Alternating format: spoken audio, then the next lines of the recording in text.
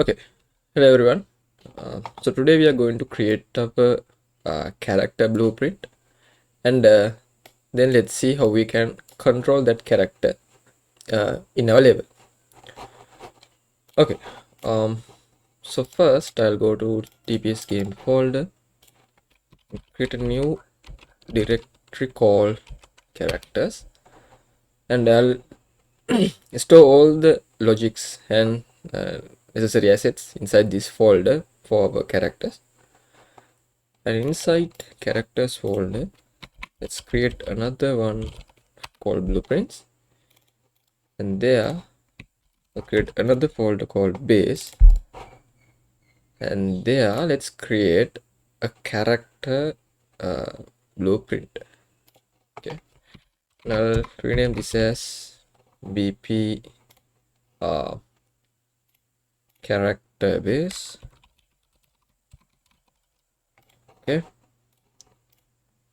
so this will be our parent character blueprint, and by inheriting this character base blueprint we can create our player character, right?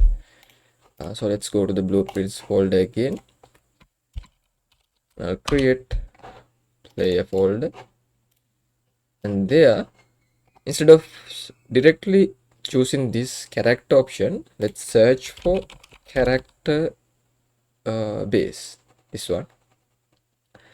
So you can see like how the hierarchy has been implemented. The character is the parent actor, and by inheriting that character we have created pp character base. And now what we are going to do is we are inheriting this bp character base and create a player character, right?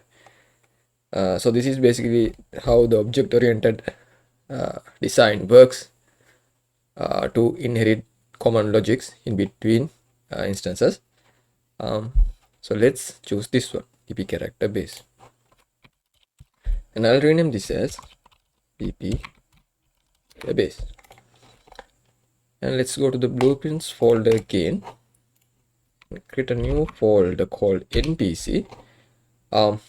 So I want to initiate our npc characters as well in the later part of the series, such as maybe enemies or maybe companions or some animals, things like that. So in order to do such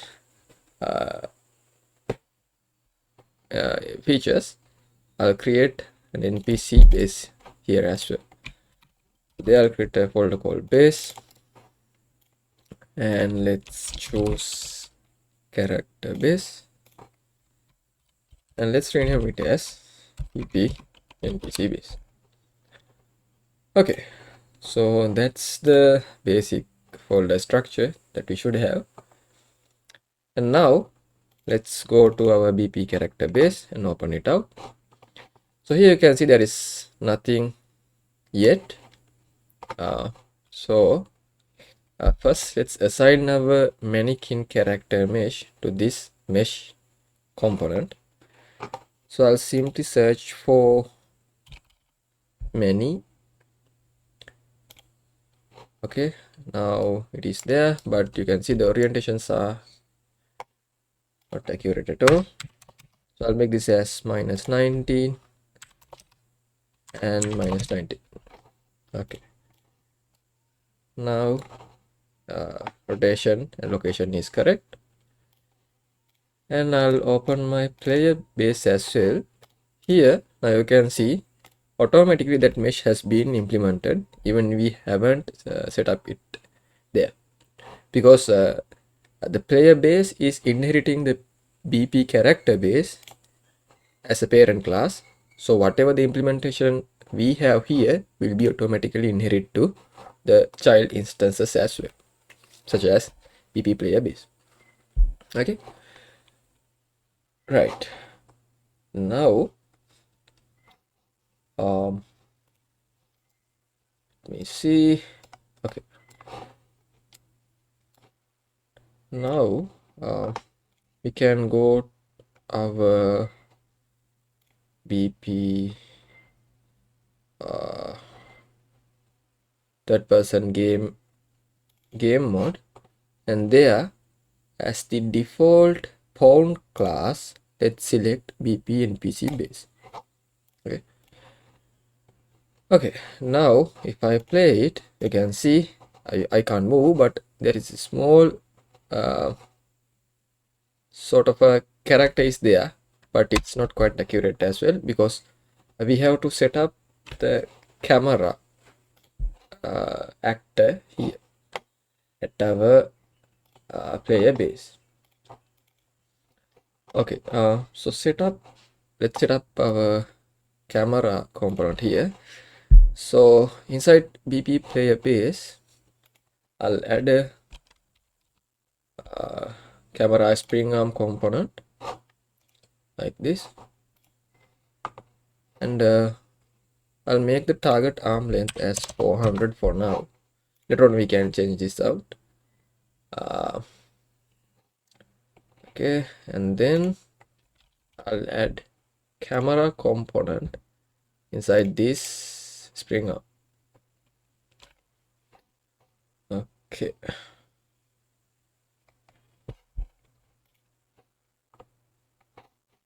now let's try to play it. Now we can see our character, but you can't move or do anything yet. Okay, and then let me see my documentation, for instance.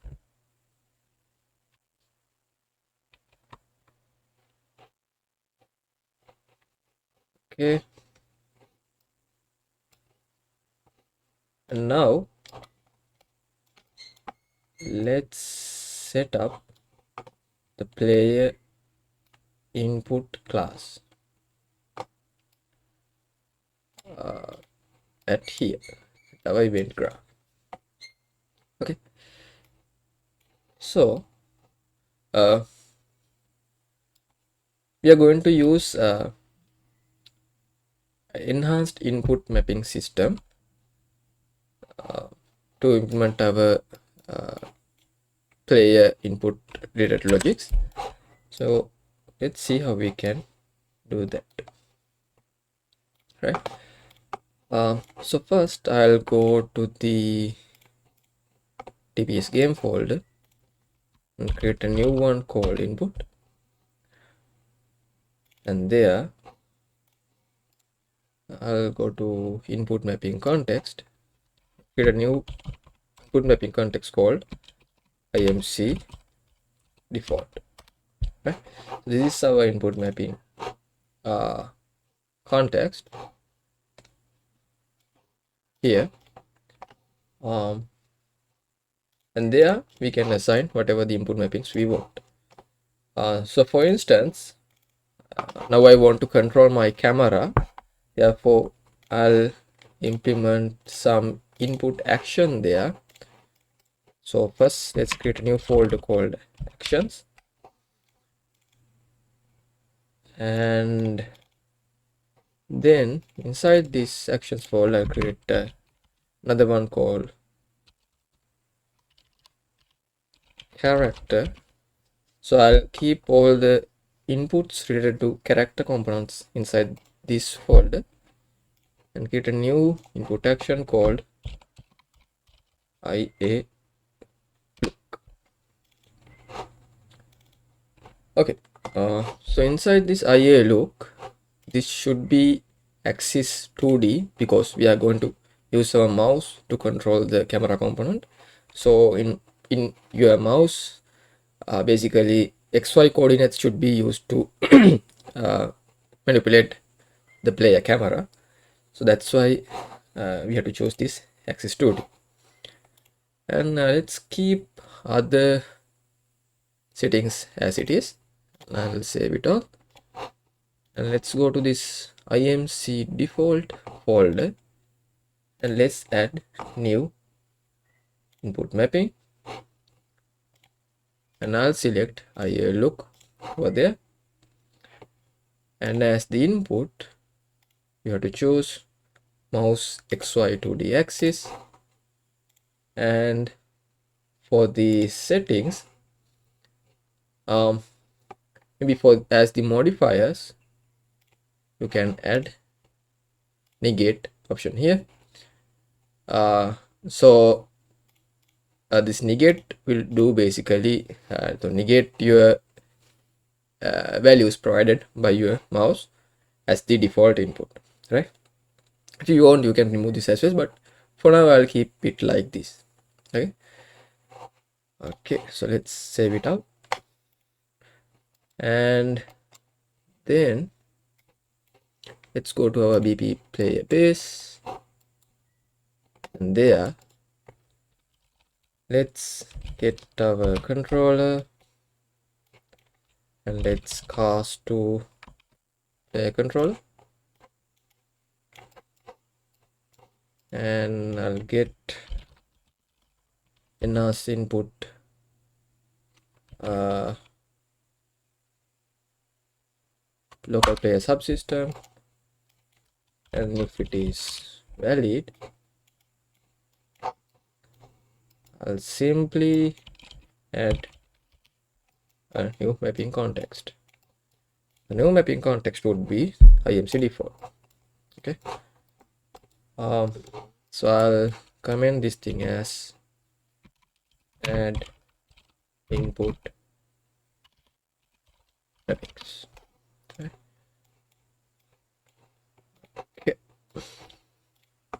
great.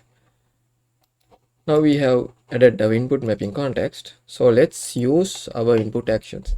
So simply type IA look.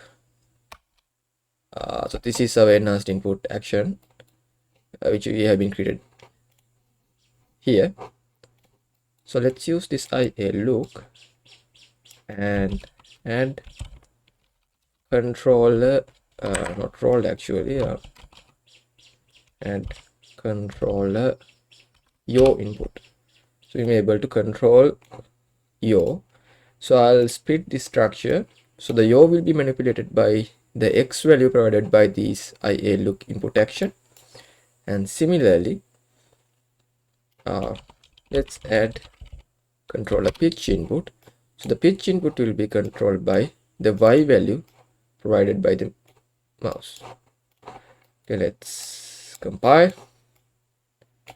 and I'll comment this as camera input. Okay, great. Now let's try to play it. Now you can see I'm able to apply the yaw, but it seems the pitch is not working, right? Let's see why is that.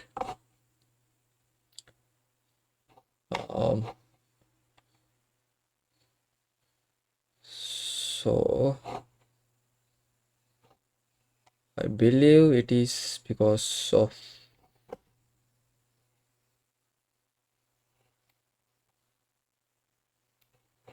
let's first try to see whether the y value is giving it properly. Okay, you can see the y value is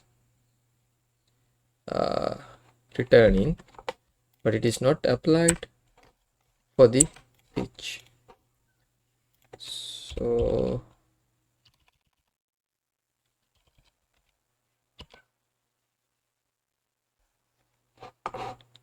let's see.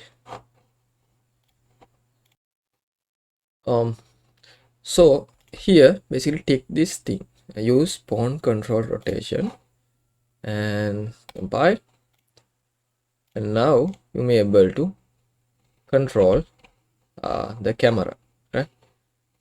So the yaw is working and pitch is working, and our character is there.